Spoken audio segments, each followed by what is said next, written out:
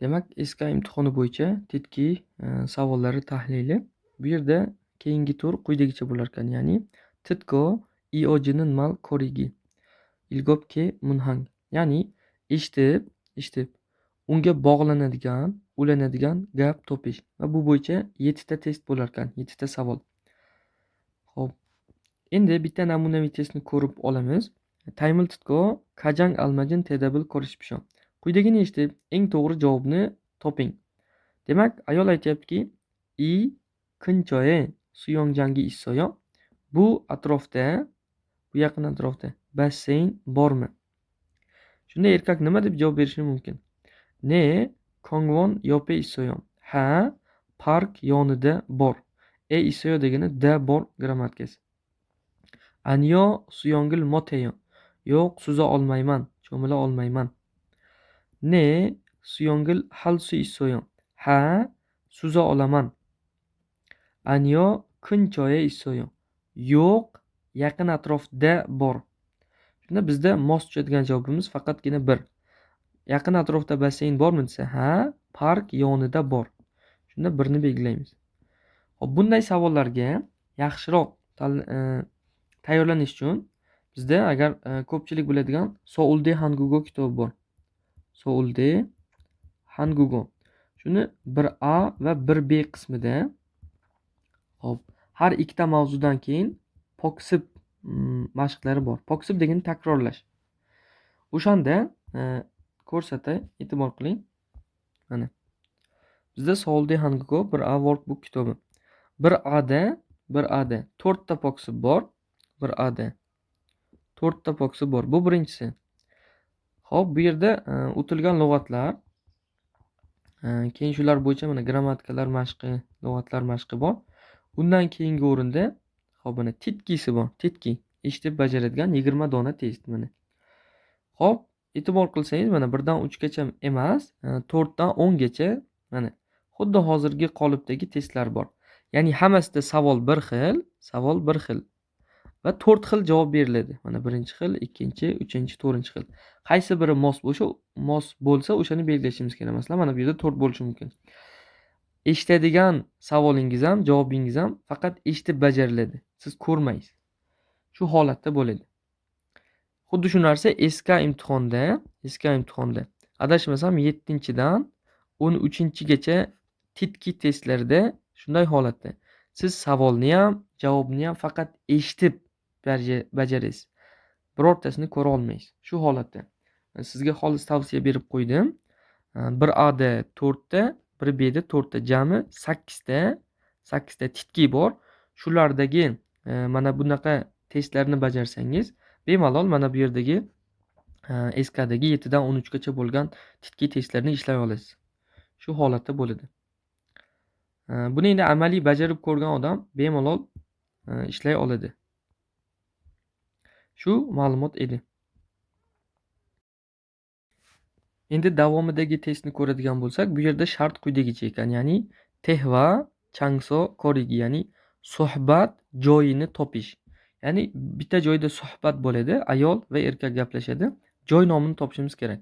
Sharti quyidagicha. Taymil titko kajang almajin tehva changsoril ko'rishibshon.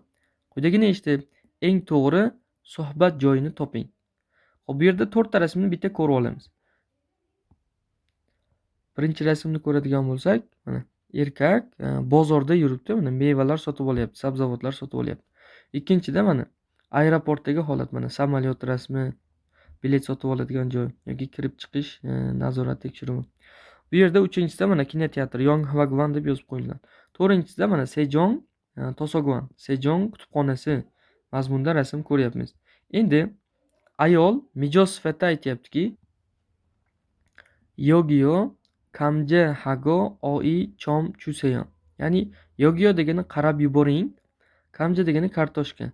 Kartoshka va bodring bering. Chom bu yerda iltimos ma'nosida keladi. Shunda erkak chikvon, ishchi holatida gapiryaptiki, ne olmana terilkayo.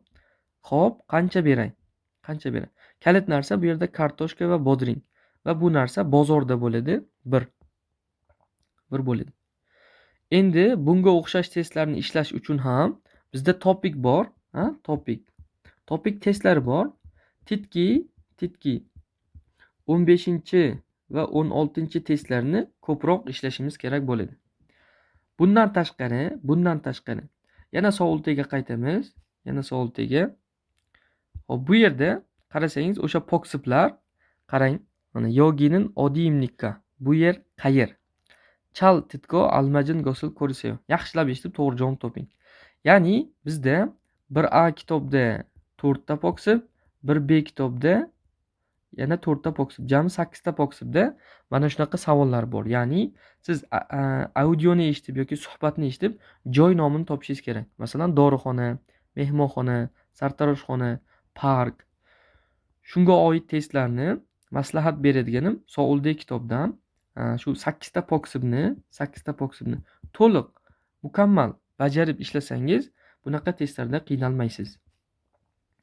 Shu edi tushuntirmoqchi bo'lganim. Ham topikdan titki 15-16 va hop Soul'dan poksiblarni ishlasangiz bemalol bajara olasiz.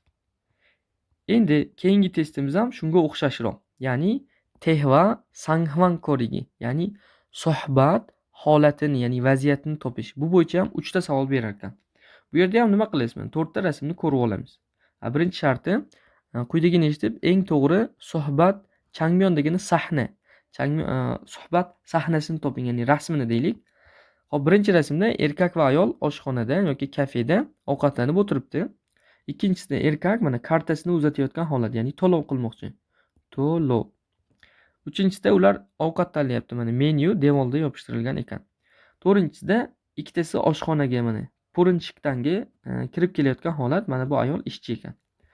Demak, ayol aytayaptiki, chomvon degani sotuvchi yoki ishchi ma'nosida kelyaptiki, hop, mashikka tishosimlikka, ya'ni maza qilib ovqatlandingizmi?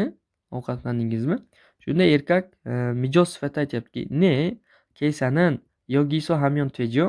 Ha, keysan degani to'lash yoki hisoblash, ya'ni to'lovni bu yerda qilsam bo'ladimi? Kadiro halgeyon. Karta orqali qilaman, ya'ni to'lov qilaman ma'nosida kelyapti. Demak, to'lov qilayotgan holat faqat 2 da bo'ladi. Javob 2. Xuddi shunga o'xshash testlarni ham ishlash uchun yana maslahat beradiganim Soulday Hangugo kitobdagi poksiblar. Bu yerda mana qarang. Time tehvaril titko almajin kirimil ko'risam. Quyidagi dialogni eshitib, to'g'ri rasmni toping. Bu yerda erkak va ayol suhbatlashadi. Suhbat mazmuniga mos rasm topishingiz kerak. To'g'ri, bu mavzulashtirilgan, ya'ni aynan Soulday mavzulariga mos, lekin shart masalasida shu testlarni ishlasangiz, hozirgi eski savolga tayyorgarlik qilishingiz ancha oson bo'ladi. Mana. Bu boshida shunaqa masalan oddiy sumkalar yoki telefonlarni ko'rsatyapti-yu, lekin qolgan poksiplarni ko'rsangiz ancha mukammal tayyorgarlik qilishingiz mumkin. Bundan tashqari, qaysi kitobni o'rgansangiz ham Sejong kitoblari bo'ladimi? Hop, Soulday kitoblari bo'ladimi? Yoki vitamin korean bor, quyidagicha yoziladi, vitamin. Yoki Yonsei Hangugo bo'ladimi? Yonsei. Qaysi kitoblarni o'rgansangiz ham, kitobda grammatikani o'rgatgan, lug'atlarni o'rgatgan, keyin ikkita odamning suhbati bor, maragi va ilgi qismlari bor. Shularni o'qib, alohida titki qismi ham bor. O'sha mavzu bo'yicha bitta yoki ikkita titki mashqlar bo'ladi. Shuni bitta ham qoldirmasdan, deylik 1 daraja va 2 darajaga oidlarni mukammal tugatsangiz, hozirgi testlarni bemalol qiyinchiliksiz bajara olasiz.